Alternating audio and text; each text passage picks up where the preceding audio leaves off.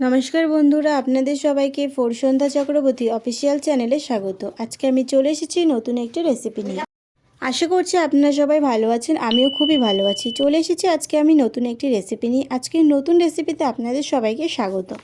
আজকে আমি তৈরি করব পেঁয়াজকলি ভাজা। এখানে আমি বাজার থেকে 1 আটি পেঁয়াজকলি নিয়ে এসেছি।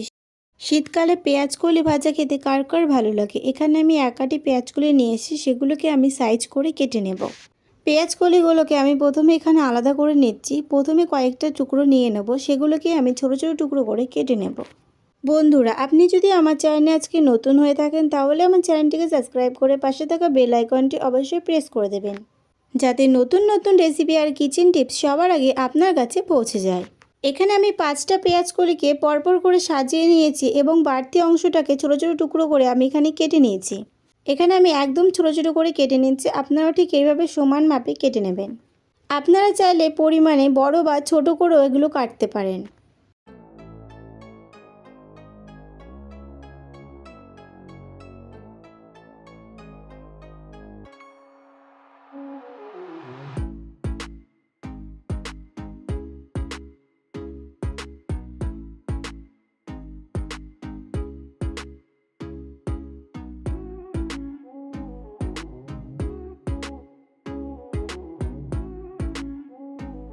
পেঁয়াজকলিগুলো কেটে নেওয়া হয়ে গেছে। এরপর আমি পেঁয়াজকলি কাটার পরে আলু কেটে নেব। এখানে আমি আলুগুলোও কেটে নিয়েছি। এরপর পেঁয়াজকলি আর আলু ভালো করে ধুয়ে নেব। এখানে আমি কড়াইতে সর্ষে তেল দিয়েছি, আপনারা চাইলে এখানে সাদা তেলও ব্যবহার করতে পারেন। এরপর এর মধ্যে ধুয়ে রাখা পেঁয়াজকলিগুলো দিয়ে দেবো। পেঁয়াজকলি ভাজা খুব সহজভাবে করা যায়। এরপর পেঁয়াজকলিগুলোকে আমি এখানে বেশ কিছুক্ষণ নেড়ে নেব। এরপর এর মধ্যে আমি স্বাদমতো লবণ আর পরিমাণ মতো হলুদ দিয়ে দেব।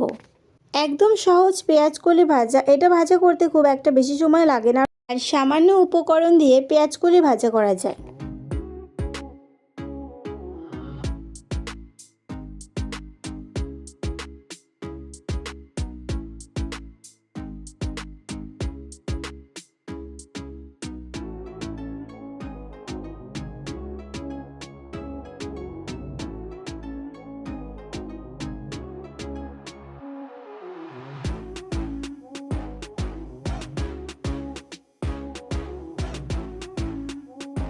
লবণ আর হলুদ দিয়ে বেশ কিছুক্ষণ নাড়াচাড়া করে এখানে আমি ভেজে নেব।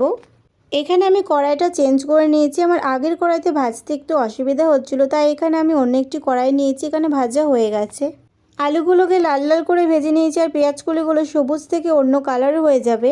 পেঁয়াজকলিগুলো এখানে ভেজে নেওয়া হয়ে গেছে।